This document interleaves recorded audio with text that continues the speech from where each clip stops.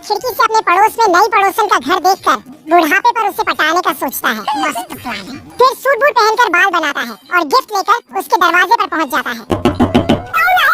मुर्गी जैसे ही दरवाजा खोलती है तो इतने सुंदर लड़के के हाथ में सुंदर फूल और गिफ्ट देखकर एक बार में ही इम्प्रेस हो जाती है। वाह, क्या लड़का है, वेरी हैंडसम बॉय, इससे तो बहुत मजा आएगा। फिर यह उसे अंदर ले जाकर अपना नाम लैला बताती है तो मुर्गा भी खुद को मजनू बताकर प्यार भरी बातें करने लगता है। मुझसे शादी करेगी या नहीं करेगी, मैं तेरे से लास्ट बार पूछ रहा हूँ। नहीं। क्या कहा तूने, मैं बेरोजगार हूँ, नल्ला हूँ, छपरी हूँ? बात तो सही है। तभी लैला मजनू को उसके छोटे पटाखे से मिलवाती है और कहती है वह उससे शादी के लिए तब तैयार होगी जब वह उसके छोटे खन खजूरे को संभल कर दिखाएगा। मुर्गा छोटे चिलगुज्जे को संभालने के लिए तैयार हो जाता है। बाप को भेज, तेरे बस की बात नहीं। फिर वह उसे खेलने ले जाने के बहाने उसका काम तमाम करके लैला को अपनी घरवाली बनाने का सोचता है। सुअर की शादी के लिए सभी जानवर पार्लर से तैयार होकर आ गए थे। वाह, क्या लड़का है, वेरी हैंडसम बॉय।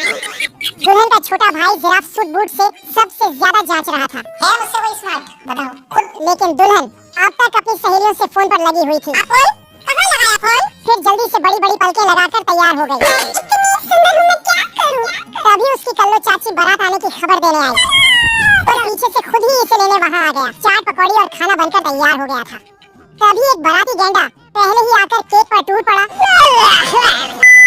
तो भैंस भी सूप पीने आई। आज तो मजा आने वाला है। अरे भिखमंगिया, क्या देख रहा है? इधर मुर्गा पंडित शादी के मंत्र पढ़ने लगा तो बंदर पूंछ से घंटी बजाने लगा और पेलिकन चिड़िया गाना गाते हुए दूल्हा दुल्हन के रास्ते में हुए फूल फेंकती गई। सुअर और उसकी बीवी नाचते हुए स्टेज पर पहुंचे तो मोर ने अपने पंख फैलाकर इनकी शादी का प्रोग्राम आगे बढ़ाया। पानी डालते ही छोटी सी गोली ढेर सारे खाने में बदल जाती है। ये कैसे हो गया? एक बटन दबाते ही ये मशीन हेड मसाज देने लगती है। इन सब का आविष्कार इस चिलगुज्जे ने किया है। चिलगुज्जा बचपन से ही बड़ा साइंटिस्ट बनना चाहता था, इसलिए दिन रात पढ़ाई करता था, लेकिन बिल्ला इसे परेशान करता था। रुक, तेरे को बताते तेरी माँ। चिलगोजा तो रात में भी न्यूटन बाबा के सपने आते थे। कुछ साल बाद ये आलसी बिल्ला सोता रह गया और चिलगुज्जा बहुत बड़ा साइंटिस्ट बन गया। बिल्ला चिलगुज्जा के घर गया। चिलगुज्जा ने ऐसी दवा बनाई थी जिससे ढेर सारा खाना बन जाता था। बिल्ला कई दिनों से भूखा था तो ढेर सारी दवा गटक जाता और पानी पीते ही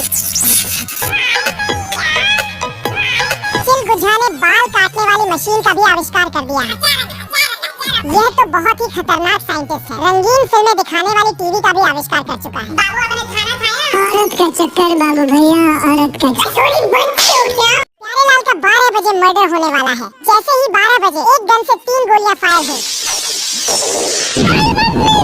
और चीचा का गेम बजा दिया। सीआईडी इंस्पेक्टर दया दरवाजा तोड़कर खूनी को पकड़ने आया। रुको जरा, सबर करो। दया सबूत इकट्ठा करने लगा। चचा मरने के बाद भी फुल पोज देकर फोटो खिंचा रहा है।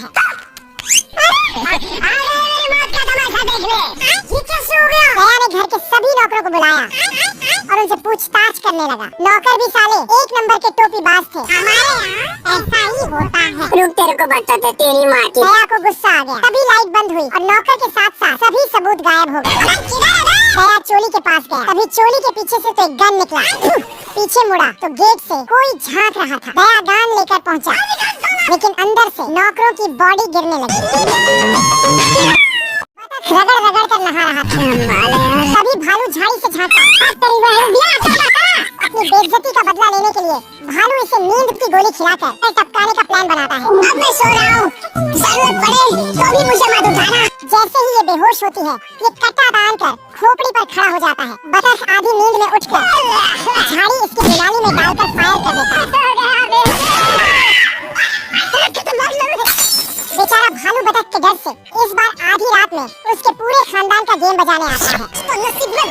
लेकिन जैसे ही बंदूक लेकर पानी में घुसता है सूरज निकल आता है और सभी लाइट की स्पीड से फुर्र हो जाते हैं। भालू वापस इसी बतख के पास आता है। तो बतख उठकर इसे किताब दिखाता है जिसमें लिखा था सोती हुए बतख पर गोली न चलाए। अच्छा ठीक है। गांधी जी का भक्त भालू इसकी बात मानकर इसे उठाने के लिए आसमान में उछलता है, लेकिन ये साला कुंभकर्ण का काका उठने का नाम ही नहीं लेता।